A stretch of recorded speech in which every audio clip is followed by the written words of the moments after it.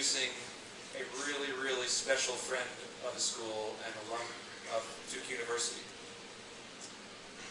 The lives of Randy Repass and his wife, Sally Christine Rogers, who is here with us today. Sally Christine, there she is, are entwined with the sea, both personally and professionally. Randy is a truly amazing individual.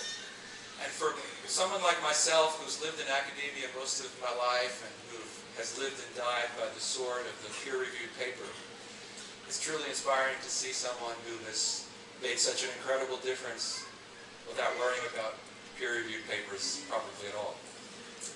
Randy is the founder and chairman of West Marine, the world's largest boating supply retailer. He and his family, including his son Kent Harris, are avid boaters who often cruise the Pacific. Sometimes they're gone for months at a time, somewhere out there in the South Pacific, we know, and having a great time and learning a lot. But they're out of touch. Randy graduated from Duke School of Engineering in 1966, and while working in Silicon Valley for a technology firm, he channeled his passion for the ocean and boating into a small mail order business selling nylon rope out of his garage. And that little company, that little enterprise out of his garage grew in the next 4 decades into West Marine. Today, a NASDAQ-listed company with 375 retail stores in the United States and Canada with an international mail order, internet, and wholesale divisions. Now, many people would obviously be satisfied with building a business with sales in the hundreds of millions of dollars, but Randy Repass was not. And he has used his position and his success to be an effective and vocal advocate for the ocean and for conservation of our precious natural resources. And he and his family walk the talk. They have a home in California, a truly amazing home, where they live entirely off the grid on an organic farm. Randy and Sally Christine are members, we're very fortunate members of the Nicholas School Board of Visitors, and their $2.3 million gift helped fund the LEED certified Marguerite Kent Repass Ocean Conservation Center at our Marine Lab in Beaufort, North Carolina. And I might mention that this summer we're taking the next step and making that center into a LEED Platinum building.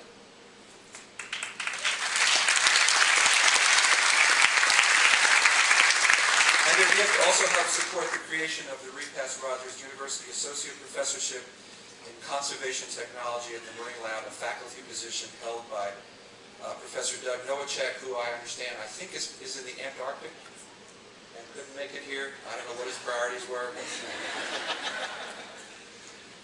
Randy Repass is a one-of-a-kind environmental hero, an entrepreneur who built a business from the ground up while never forsaking his love of and commitment to the environment. I think he's going to have some really amazing remarks for us, telling us about the important connections between the business community and the environment and the passion that one can have for working on the environment. Randy Repass.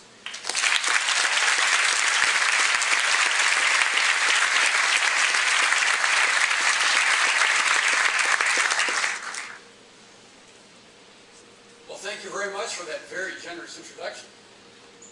It's a real honor for me to be here with the soon-to-be graduates of the Nicholas School and their faculty and friends and loved ones. Sally Christine, my wife, as Bill pointed out, joins me in celebrating your achievement of this major milestone in your lives. Bill is a one-of-a-kind person, too.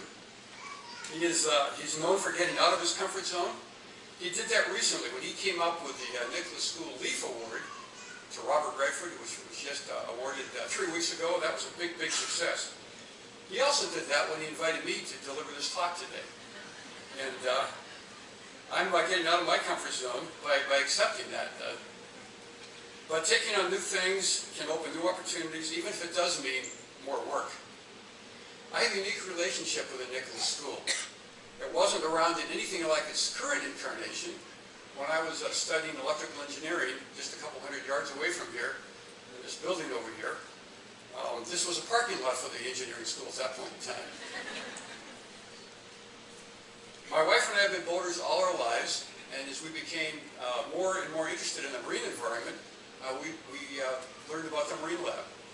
And through the Marine Lab, we learned about the Nicholas School and the Nicholas Institute. These institutions are dealing with the most important issues of our time, those facing our environment.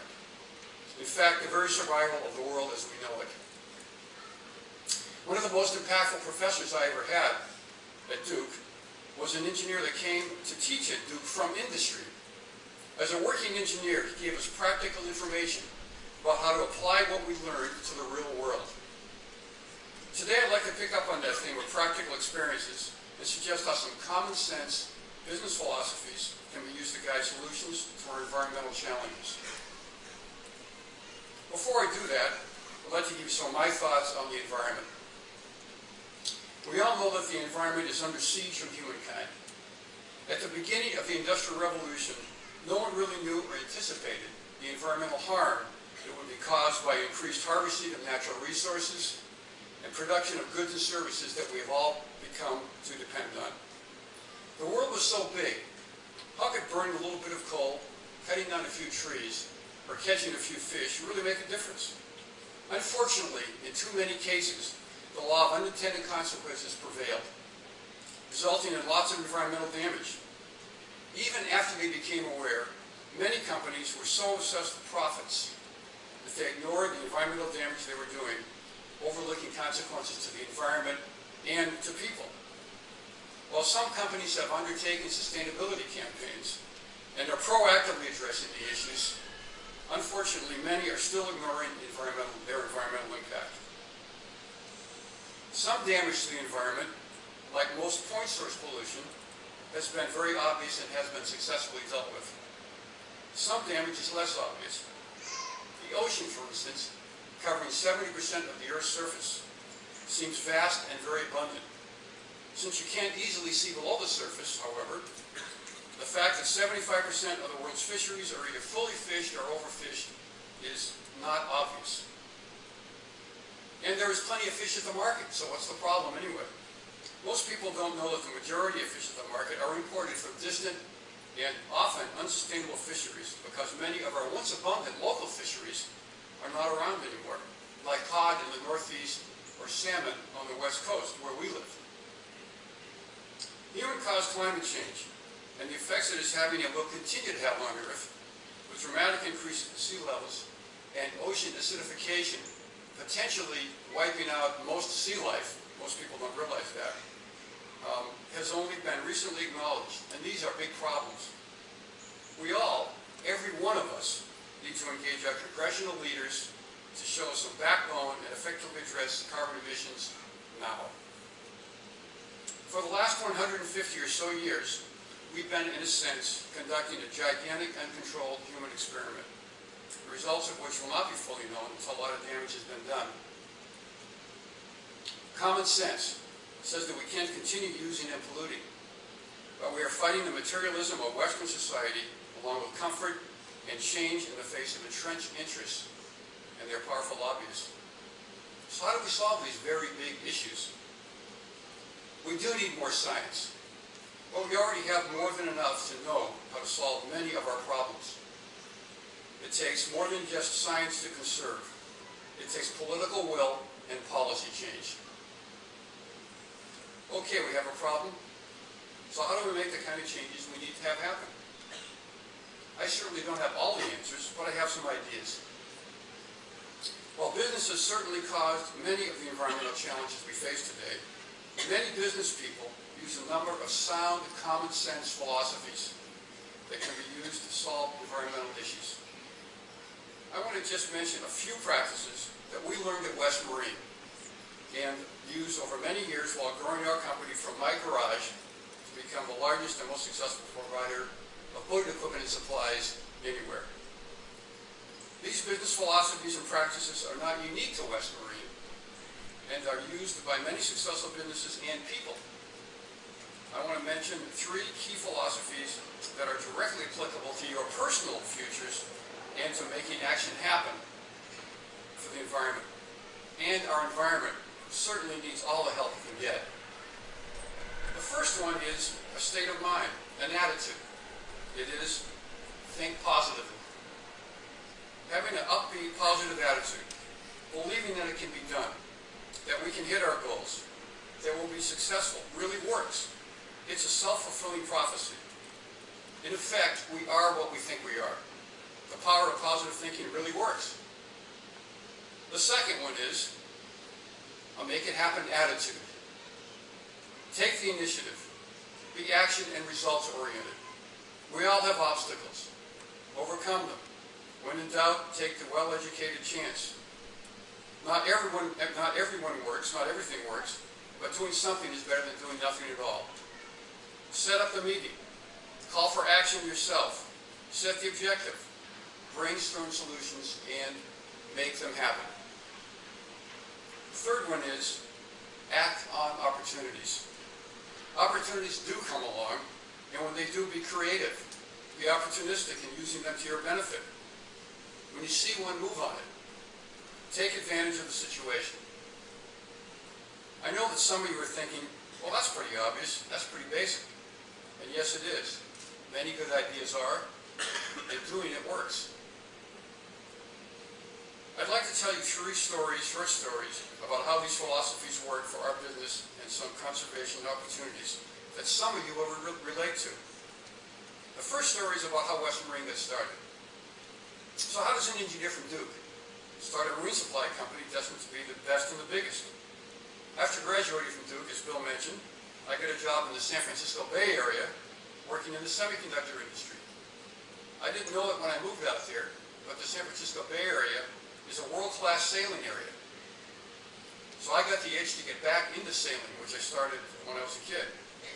I found a 13-foot fixer-upper sailboat and bought it for $350. And I had to shop at a bunch of the local stores to buy product for that boat. And I didn't get good service.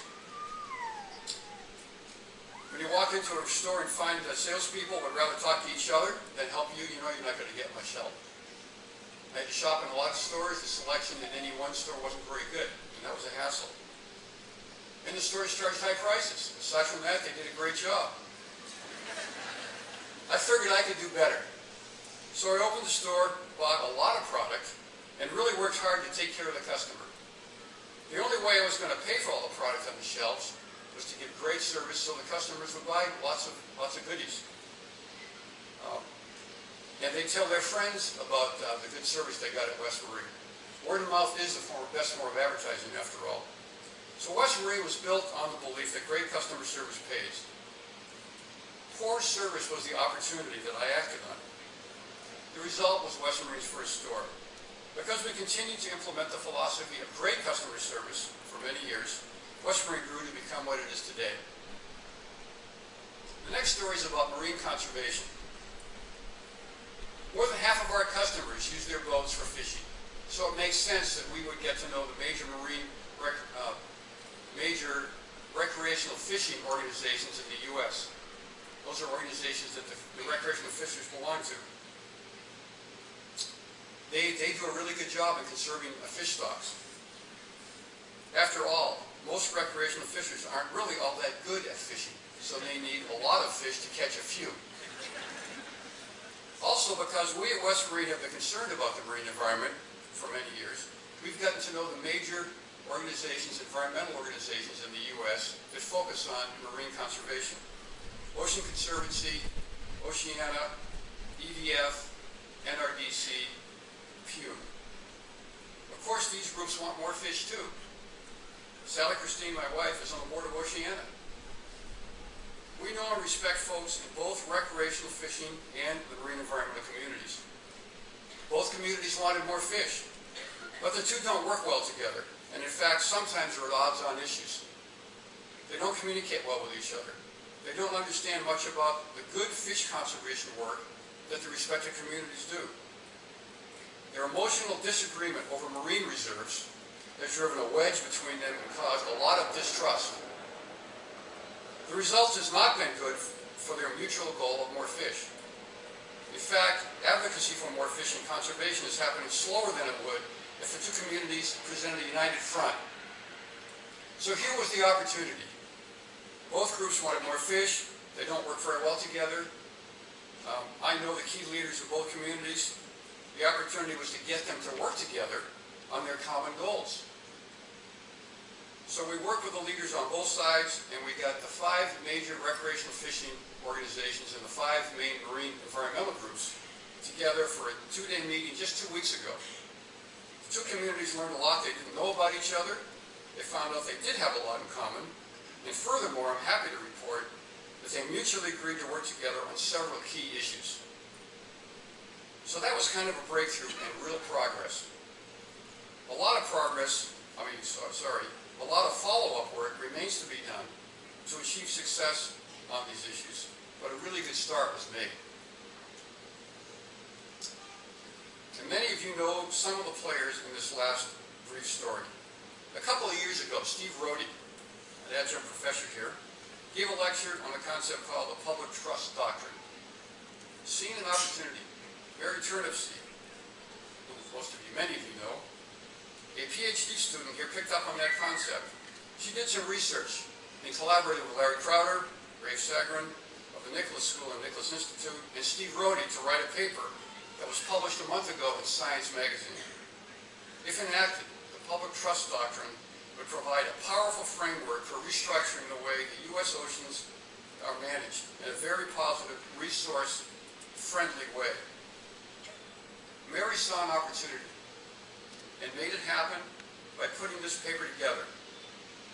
By the way, it's a really big deal to have a paper published in Science, especially for a graduate student. Thanks and congratulations, Mary.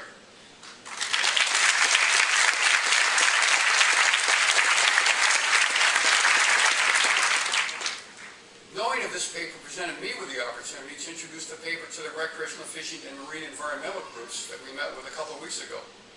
The 2 communities were very enthusiastic about the concept.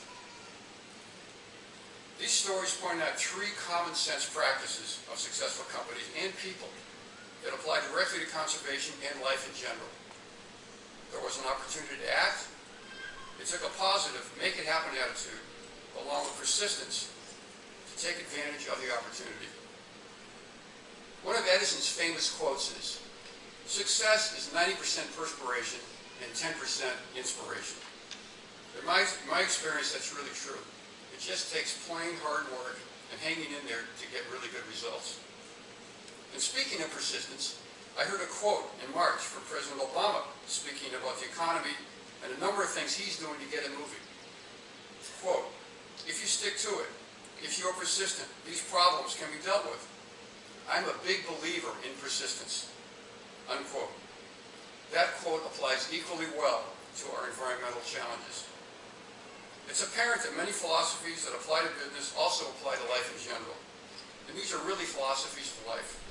I encourage you to apply them to our environmental crises. We have to muster all the forces and tools we can to solve our environmental challenges. The world of informed people is demanding results for the environment. This is your challenge. You've chosen the new, cool career. Congratulations on you for being in the right place at the right time.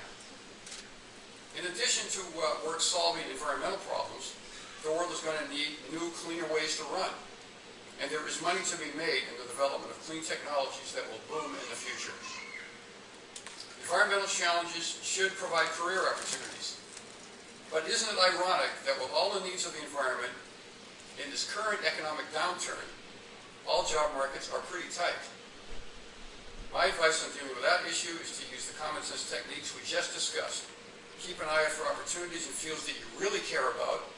Be persistent in going after those opportunities, and just plain make it happen.